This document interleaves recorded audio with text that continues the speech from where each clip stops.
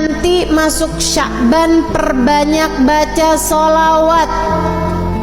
Masuk bulan Sya'ban perbanyak baca. Ustazah kan kemarin Rajab abis subuh sama abis maghrib baca Allahumma ghfirli warhamni wa tub alayya 70 kali. Lanjutin apa enggak? Enggak usah. Jadi itu memang bacaan khusus untuk bulan Rajab. Gantinya apa Ustazah? Balik aja kayak yang dulu-dulu. Maksudnya habisnya sholat ibu biasa baca zikir kan? Apa itu? Udah langsung aja.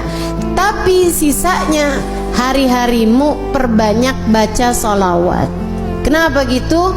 Sebab di bulan Sya'ban adalah bulan turunnya firman Allah Subhanahu wa taala, ya ayyuhalladzina amanu shallu alaihi wa sallimu taslima.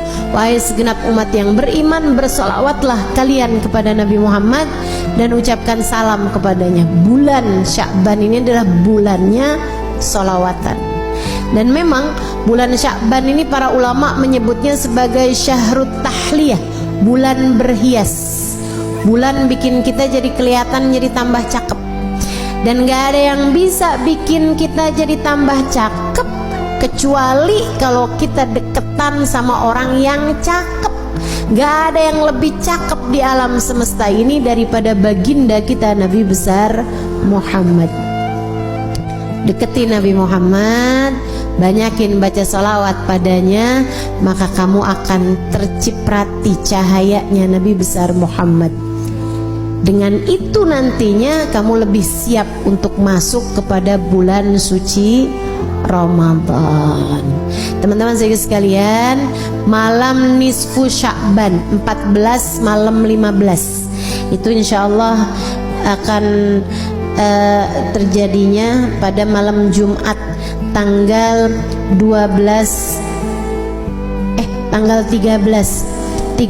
Februari, hari Kemis malam Jumat tanggal 13 Februari gitu ya, malam nisfu Sya'ban, namanya Lailatul Barat gitu ya, malam Lailatul Furqan, malam pemisah nasib-nasib manusia.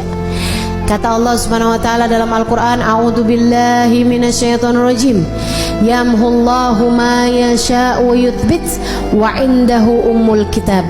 Allah Subhanahu wa taala menghapuskan apa yang telah tertulis di Lauhil Mahfuz atau menetapkannya. Apa yang telah tertulis dari nasib-nasib kita di Lauhil Mahfuz, ada yang ditulis, ada yang ditetapkan, ada yang dihapus. Nabi Muhammad ketika menceritakan tentang ayat tersebut, kata Nabi Muhammad, dzaka lailatun nisf min Sya'ban. Kejadian revisinya, isinya Lauhil Mahfuz itu terjadi pada malam nisfu Sya'ban. Innallaha yanzur fi lailatin nisf min Sya'ban fayaghfir illal musyrik wal mudmin wal musyahin. Kata Nabi Muhammad, Allah memandang hamba-hambanya pada malam nisfu Sya'ban. Kemudian Allah mengampuni hamba-hambanya kecuali yang musyrik, kecuali yang pecandu, minuman keras ataupun narkoba dan jenisnya. Mudah-mudahan Allah selamatkan keluarga kita semuanya dari hal-hal yang semacam ini insyaallah. Kemudian wal musyahin, yang di hatinya masih menyimpan dendam, permusuhan kepada sesama hamba Allah Subhanahu wa taala. Itu sisanya Allah ampuni. Itu malam penting, malam nisfu Sya'ban, malam perubahan nasib. Ibu, malam revisi nasib. Nah ini nih, pada setiap tahun itu Allah punya malam revisi. Jadi Allah Subhanahu wa taala ada yang netepin, ada hapusin apa yang telah tertulis di Lauhil Mahfuz dari nasib-nasib kita sekalian, dari rezeki kita, dari keadaan kita hidup di dunia nih. Kemudian lagi termasuk darinya adalah masalah kematian kita, husnul khatimah ataukah su'ul khatimah.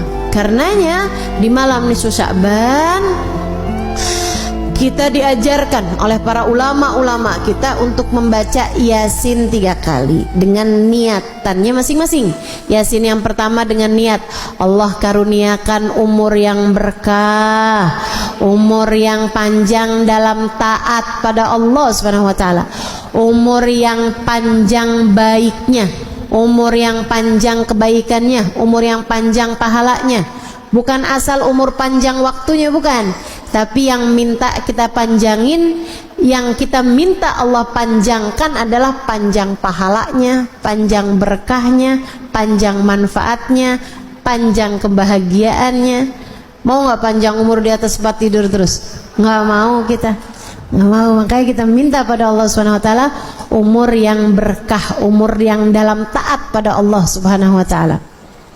Kemudian Yasin yang kedua kita minta sama Allah Subhanahu wa taala biar Allah karuniakan rezeki yang halal, yang thayyib, yang berkah, yang mencukupi kita. Yang mencukupi kita. Biar cukup semuanya. Lagi mau ngawinin anak ada rezekinya. Kan ya? Lagi mau nyunatin ada rezekinya. Lagi pengen ngasih anak-anak hadiah karena lulus sekolah, ada rezekinya. Mau ajak anak-anak jalan-jalan, ada rezekinya. Itu tuh yang enak tuh, rezeki tuh yang kayak gitu tuh, yang mencukupi, yang mencukupi, cukup gitu semuanya.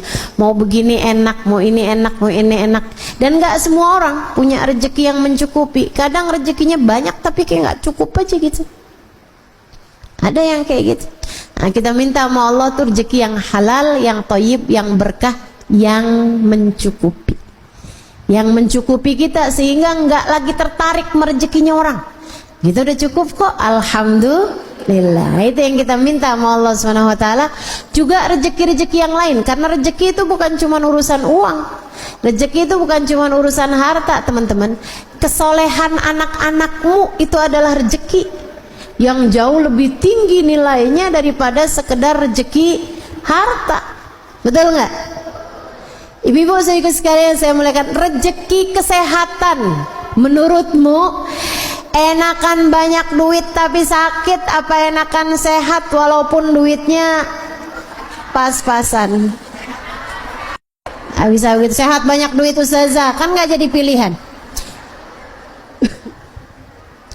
Bagaimanapun kan tetap lebih enakan kesehatan. Jadi kesehatan itu rezeki lebih mahal daripada rezeki harta gitu. Nah, kita minta semuanya mau Allah Subhanahu wa taala rezeki harta yang thayyib, yang berkah. Kita minta juga sama Allah rezeki kesehatan badan kita, keluarga kita, gitu kan ya. Kita minta juga sama Allah kesolehan diri kita, kesolehan keluarga kita, jadi ahli taat semuanya, jadi ahli ibadah semuanya, insya Allah. Kemudian Yasin yang ketiga, kita minta sama Allah Subhanahu wa taala ini yang paling penting dalam kehidupan kita, yaitu dengan niat semoga Allah karuniakan kepada kita kematian dalam husnul khatimah, biar mati di saat iman begitu kuat dalam hati kita. Kita minta pada Allah agar di saat ajal menjemput kita, kita dimatikan dengan membawa iman dan Islam, bawa cinta pada Allah, bawa cinta pada Rasulullah, membawa bekelan amal-amal soleh, dan membawa dosa-dosa yang telah diampuni Allah Subhanahu wa taala. Jadi pulang nggak pakai bawa dosa lagi, karena semua dosa-dosanya telah diampuni Allah Subhanahu wa taala. Itu yang kita minta pada Allah Subhanahu wa taala, itu yang kita harapkan dari Allah Subhanahu wa taala. Jadi nanti malam nisfu Sya'ban kerjakan apa yang tadi telah saya sampaikan, baca Yasin 3 kali. Habisnya nisfu Sya'ban yang nggak biasa puasa sunnah nggak boleh lagi puasa sunnah. Tapi yang masih punya hutang puasa wajib tetap boleh mengerjakannya sampai di hari terakhir Sya'ban sekalipun. Hutangmu dari puasa Ramadan yang lalu harus dibayarkan sebelum datangnya bulan suci Ramadan.